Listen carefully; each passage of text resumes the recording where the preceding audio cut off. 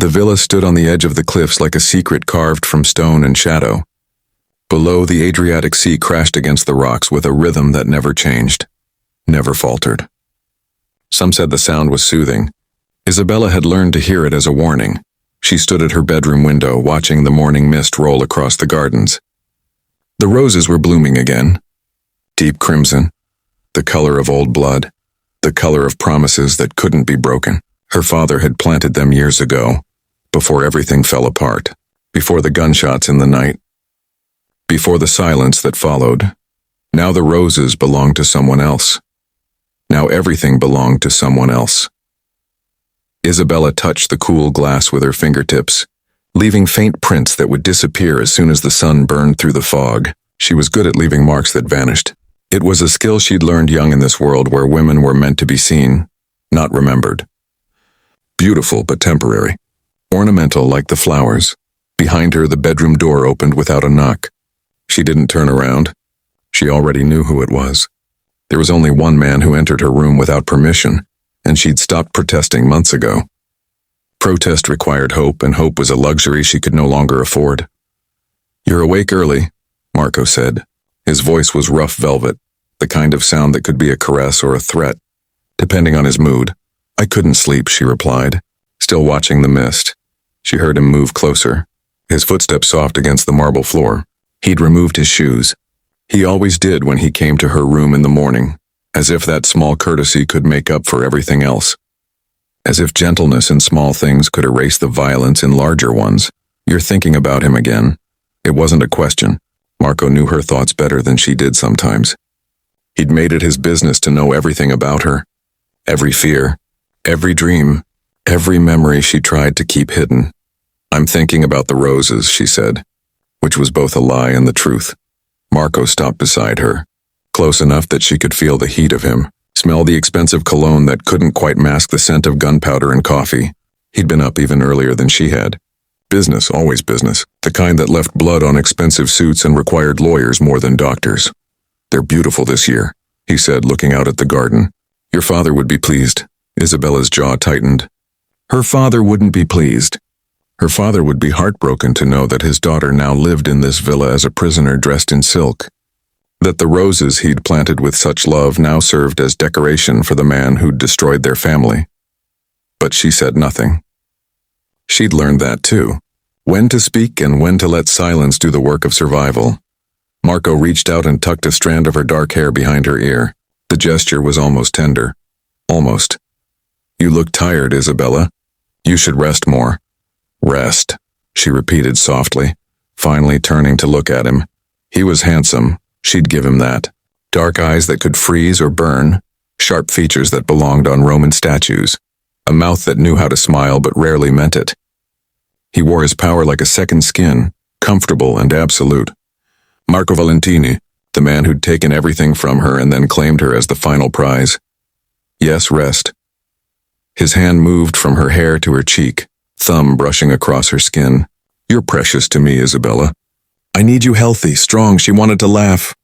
She wanted to scream. Instead, she gave him what he wanted, a small, submissive nod. The kind of response that kept the peace, the kind of lie that kept her alive. "I'll try," she whispered. He studied her face for a long moment, searching for something. Defiance, maybe, or sincerity. She'd become excellent at hiding both. Finally, he nodded and stepped back. "Good.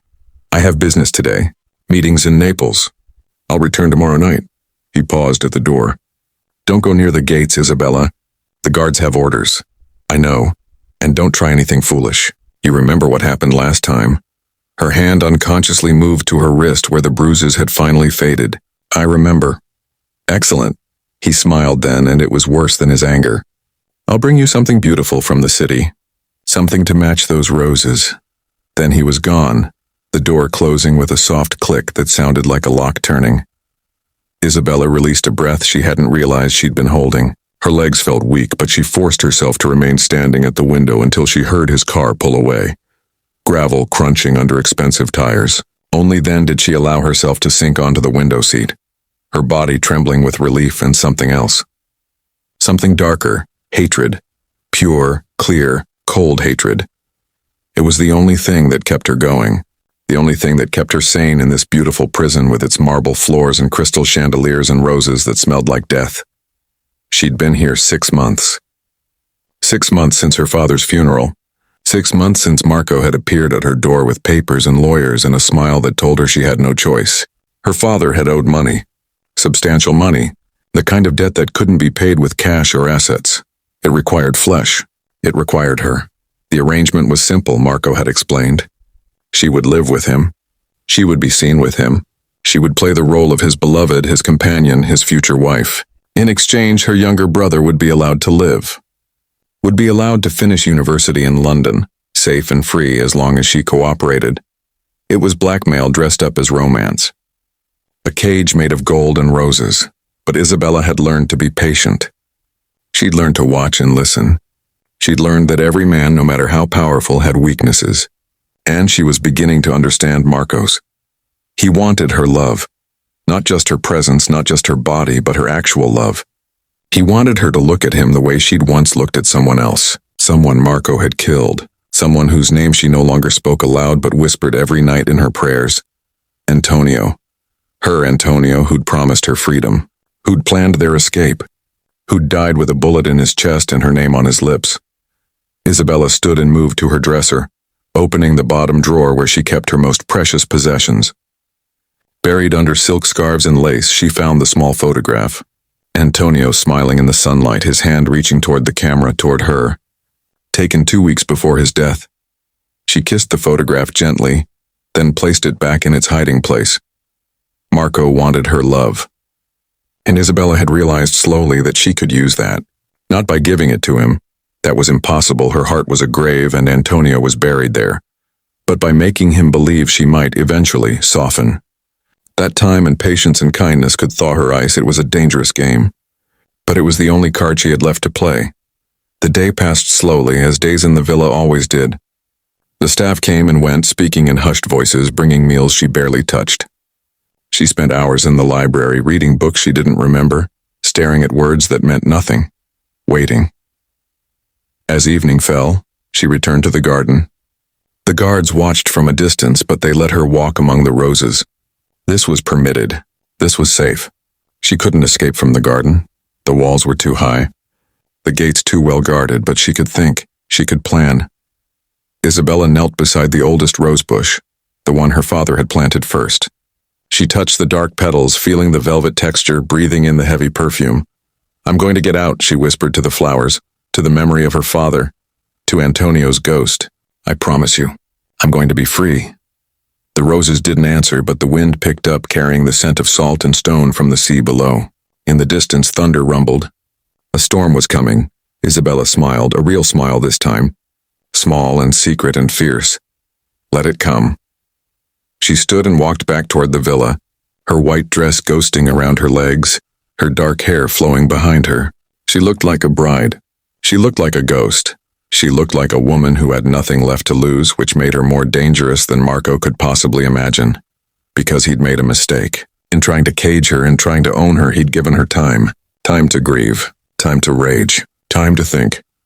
And time, Isabella had learned, was a weapon sharper than any knife. Tomorrow Marco would return with his gift and his expectations. Tomorrow she would smile and accept whatever expensive trinket he'd chosen. She would play her role perfectly. But she would also take one more step toward the door. One more step toward freedom. One more step away from this grave of roses and broken promises. And someday, when the moment was right, when his guard was finally down, when he believed her love was within reach, she would run or she would fight. Or perhaps, she thought, standing in the doorway of the villa, looking back at the darkening garden, perhaps she would do both. The first drops of rain began to fall, and Isabella tilted her face toward the sky, letting the water wash over her skin. In the garden, the roses bent under the weight of the storm, but their roots held firm deep in the earth, like her, bent, but not broken, trapped, but not tamed, a prisoner in a castle of stone and shadow and blood-red roses, but still somehow, against all reason and hope, still alive, still Isabella, still fighting. The rain fell harder, and she stepped inside, closing the door behind her. Behind her, the roses swayed in the wind, beautiful and thorned, soft and sharp, just like her. Just like survival in a world where love was a weapon and freedom was worth dying for. She walked up the marble stairs to her room. Each step a meditation, a promise. Tomorrow, she would smile. Tomorrow, she would wait. But not forever. Never forever. Because even in the darkest gardens, even among roses planted on graves, eventually, spring comes. Eventually everything grows, even hope, even her.